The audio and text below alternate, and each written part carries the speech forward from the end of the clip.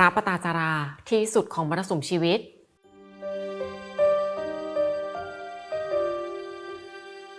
สวัสดีค่ะพบกับเตจากเผือกสีขาวนะคะ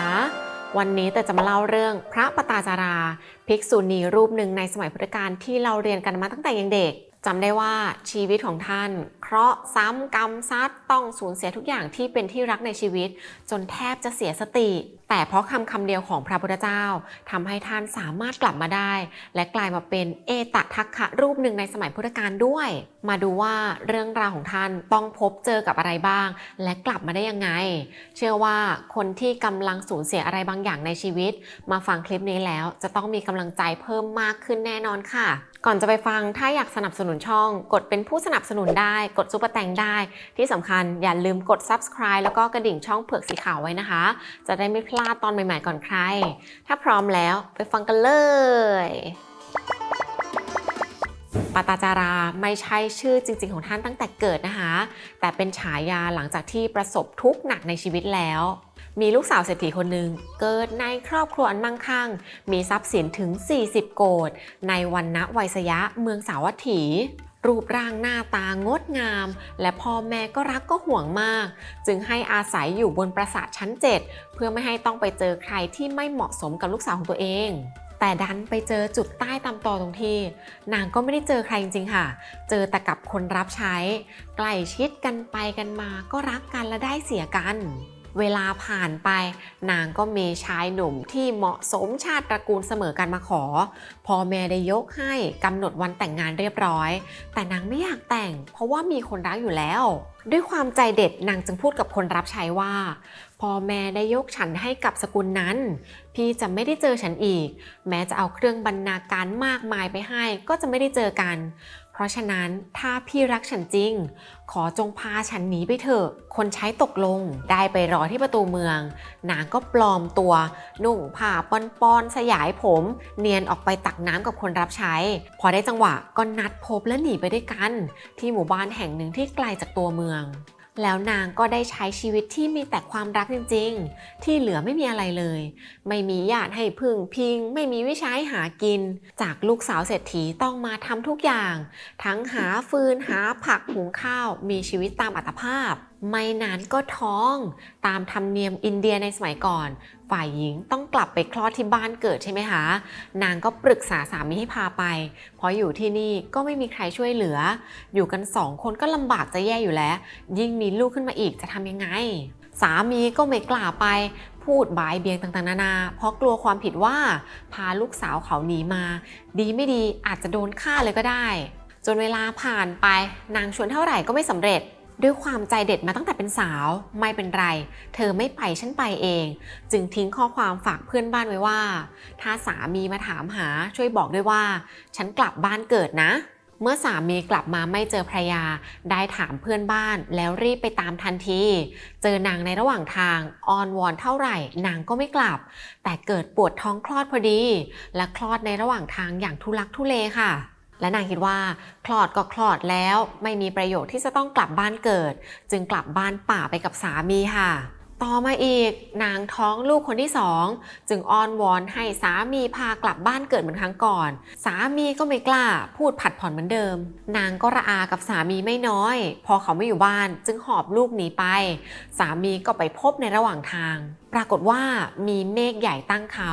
ทำท่าว่าฝนจะตกนางเกิดปวดท้องคลอดจึงให้สามีเนี่ยช่วยหาที่กำบังฝนให้หน่อยสามีมีมีดอยู่ในมือก็หาข้างโน้นข้างนี้เห็นพุ่มไม้ขึ้นอยู่บนจอมปลวกจึงจะตัดมาบังฝนให้ภรรยาด้วยความรีบร้อนไม่ได้ดูว่ามันอันตรายไหมมีงูเห่าตัวหนึ่งเลื้อยออกมาฉกเขาเมื่อโดนพิษร่างกายก็เขียวคล้ำล้มลงตายในทันทีฝ่ายนางทุกข์ทรมานอย่างแสนสาหัสฝนก็พรำสามีไม่มาสักทีท้องก็ปวดหนักและได้คลอดลูกออกมาอย่างน่าสังเวชเด็ก2คนทนความหนาวเย็นไม่ได้ร้องไห้จ้าจริงๆคนเราเกิดมาในโรงพยาบาลดีๆมีตู้อบยังร้องเพราะไม่คุ้นเคยเลยนี่เกิดมาในภาวะที่ไม่พร้อมอะไรสักอย่างนางไม่รู้จะทำยังไงเอาตัวคล่อมไว้บังฝนให้ลูกทั้งสองเหมือนท่าคลานทั้งคืนตัวซีดตัวสั่นเหมือนไม่มีเลือดพอรุ่งเช้า มือนึงก็จูงลูกคนโตอีกมือก็อุ้มลูกคนเล็กไปเถอะลูกพ่อเขาคงทิ้งเราไปแล้วแต่พอเดินตามทางที่สามีไปเห็นสามีนอนตัวแข็งอยู่ใกล้จอมปลวกก็ร้องไห้เสียใจสามีตายเพราะเราแท้ๆชีวิตที่ไม่มีสามีก็ไม่รู้จะกลับบ้านเดิมไปทำอะไรกลับไปพึ่งพ่อแม่เราดีกว่าพาลูกทั้งสองเดินทางไประหว่างทางต้องข้ามแม่น้ำอจิรวดีที่ฝนตกหนักทั้งคืนทำให้ระดับน้ำเพิ่มสูงขึ้นมาอีกนางประเมินกำลังตัวเองแล้วอ่อนแรงเกินกว่าจะพาลูกข้ามไปพร้อมกันได้แต่จริงๆได้เท่านี้ก็ยอดมนุษย์แล้วนะคะจึงให้ลูกคนโตอยู่ฝั่งนี้ก่อนอุ้มลูกคนเล็กข้ามไปเอาใบไม้รองไว้แล้วกลับมารับลูกคนโตระหว่างที่นางอยู่กลางแม่น้ำเหยี่ยวตัวหนึ่งบินลงมาจากกลางอากาศโฉบเอาลูกคนเล็กไปพอเห็นตัวแดงๆคลอดใหม่เข้าใจว่าเป็นชิ้นเนื้อนางก็กรี๊ดสติแตกโบกไม้โบกมือไล่แต่มันไกลเกินไปเหยี่ยวไม่เห็นไม่ได้ยินแต่คนที่เห็นที่ได้ยินคือลูกคนโตที่คิดว่าแม่กวักมือเรียกจึงกระโดดลงน้ำทำให้น้ำพัดไปค่ะนางร้องไห้เพ้อไปตลอดทางว่าลูกคนหนึ่งถูกเหยี่ยวโฉบไปอีกคนถูกน้ำพัดไปสามีตายเดินไปถึงเมืองสาวัตถีเห็นชายคนหนึ่งเดินสวนมานางจึงถามถึงตระกูลของนางชื่อนี้ท่านรู้จักหรือไม่ชายคนนั้นก็บอกโอ้ยอย่าถามถึงตระกูลนี้เลยรู้จักตระกูลอื่นไหมล่ะนางยืนยันว่าจะถามถึงตระกูลนี้ก็ฉันรู้จักแค่ตระกูลนี้ชายหนุ่มเลยถามเธอเห็นฝนตกทั้งคืนเมื่อคืนนี้ไหมเห็นสิตกหนักเหมือนจะตกมาลงโทษฉันแค่คนเดียวใช่เพราะฝนเมื่อคืนทำให้บ้านถล่มทับ3คนในตระกูลคือท่านเศรษฐีภรรยาและลูกชายเขากำลังนำไปเผาเธอมองดูนู่นสิควันไฟยังอยู่เลย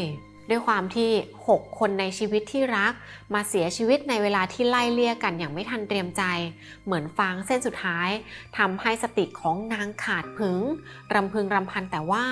ลูก2คนก็ตายสามีก็ตายพ่อแม่พี่ชายตายหมดเลยผ้าที่นุ่งอยู่ก็หลุดลุ่ยไปหมดทำให้ได้ชื่อใหม่ว่าปตาจาราแปลว่าผู้ไปโดยไม่มีผ้านุ่งคนเห็นเข้าใจว่านางเป็นบ้าเลยแกล้งกอบเอาขยะเศษฝุ่นใส่บางก็คว้างปาด้วยก้อนหินพระศาสดาแสดงธรรมอยู่ท่ามกลางพุทธบริษัทในวัดพระเชตวันเห็นนางผู้บำเพ็ญบารมีมา100,000 กับกำลังเดินมาท่านดำริว่าเว้นจากเราผู้อื่นที่ได้ชื่อว่าเป็นที่พึ่งของหญิงคนนี้ได้ไม่มีจึงรอนางมาสู่วิหารคนทั้งหลายเห็นนางแล้วก็ไล่ไปอย่าให้นางเข้ามาพระพุทธองค์ตรัสว่าอย่าห้ามนางและตรัสบอกนางว่าจงได้สติเถิดน้องหญิงด้วยพุทธานุภาพนางได้สติคืนมาตกใจที่ตัวเองผ้าหลุดลุ่ยเลยนั่งยองๆมีอุบาสกคนหนึ่งโยนผ้ามาให้นางนุ่งผ้านั้นกราบแทบพระบาทพระศาสดาและบอกว่าบุคคลอันเป็นที่รักทั้ง6เสียชีวิตขอพระองค์ทรงเป็นที่พึ่งให้ด้วยเถิดพระศาสดาจึงตรัสสรุปได้ว่าเธอมาอยู่หน้าของผู้ที่จะเป็นที่พึ่งของเธอได้แล้วอย่าคิดอะไรมากอย่าเสียใจเลยการที่บุตรคนหนึ่งถูกน้ำพัดอีกคนถูกเหยี่ยวโฉบไปสามีตายในระหว่างทางพ่อแม่พี่ชายถูกเรือนทับตายน้ำตาของเธอที่ร้องไห้อยู่ในวัฏฏะสงสารนี้ยังมากกว่าน้ำในมหาสมุทรทั้ง4อีกเหตุใดเธอจึงประมาทอยู่เล่าและตรัสต่อไปว่าจะเป็นบุตรพ่อแม่หรือพวกพ้องเมื่อถึงคราวตายไม่มีใครต้านทานความตายได้เมื่อรู้อย่างนี้เร่งชำระศีลให้บริสุทธิ์ทำทางสู่พระนิพพานเถิดเมื่อจบพระธรรมเทศนานางบรรลุโสดาบันและขอบวชค่ะได้บวชในสำนักของภิกษุณีมีชื่อว่าพระปตาจารามีวันหนึ่งท่านเอาหม้อต้มน้ำมาตักน้ำราดล้างเท้าสายน้ำราดลงไปไหลไปได้หน่อยนึงก็ซึมหายลงไปในพื้นดินท่านราดลงไปเป็นครั้งที่2สายน้ำไหลไปในแนวเดิมแต่ไกลกว่าเดิมไปนิดหน่อยท่านเลยราดลงไปเป็นครั้งที่3สายน้ำก็ไหลไปในแนวเดิมอีกแต่ครั้งนี้ไกลกว่าครั้งแรกและครั้งที่2ท่านจึงเอาสายน้ำที่เห็นมาพิจารณากับชีวิตคนว่าสายน้ำที่ราดไปคราวแรกนั้นเหมือนคนที่ตายตั้งแต่ยังเด็กสายน้ำในคราวที่2เหมือนคนที่ตายในวัยกลางคนและสายน้ำในครั้งที่3เหมือนคนที่ตายตอนแก่ขณะที่กำลังพิจารณาอยู่พระพุทธเจ้าที่นั่งอยู่ในพระคันธกุฎีได้ตรวจดูอุปนิสัยของท่านตลอดเวลาเห็นว่าแก่กล้าพอที่จะบรรลุธรรมได้จึงแผ่พระรัศมีไปปรากฏตัวต่อหน้าท่านและตรัสว่าป ปตจารา สัตว์โลกล้วนมีความตายเป็นธรรมดาคนที่เห็นความเกิดความดับของขันธ์ห้าแม้จะมีชีวิตอยู่เพียงวันเดียว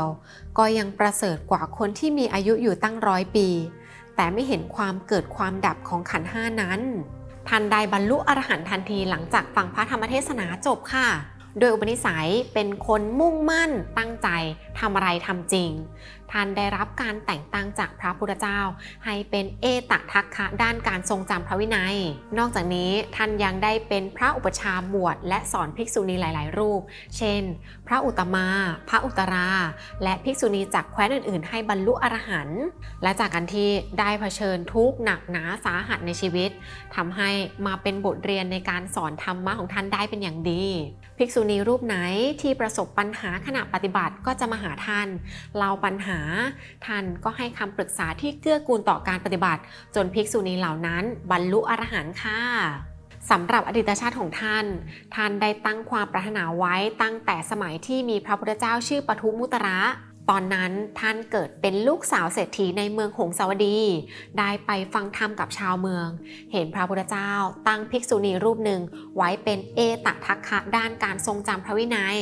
เกิดศรัทธาปรารถนาอยากจะเป็นบ้างและได้แสดงศรัทธาโดยการถวายทานต่อกัน7 วัน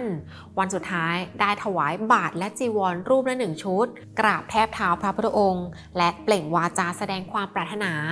พระองค์จึงพยากรณ์ว่าในอีก100,000 กับจะได้ตำแหน่งนั้น